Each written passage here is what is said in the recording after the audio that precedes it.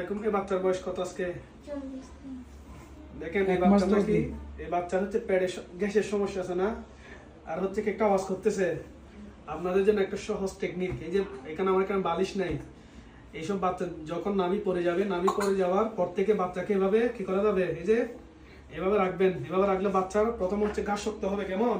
এভাবে রাখি বাচ্চাকে, এই যে খেলা দিবেন, ঘরে যদি খেলনা থাকে খেলনাগুলো কি করবা, এই উপরে নিচে সাইডে এটা রাখলে কি হবে, ঘাস শক্ত হবে, মাথার আকারটা সুন্দর হয়। এবার রাখো, বাসায় রাখো, রাখতেছো?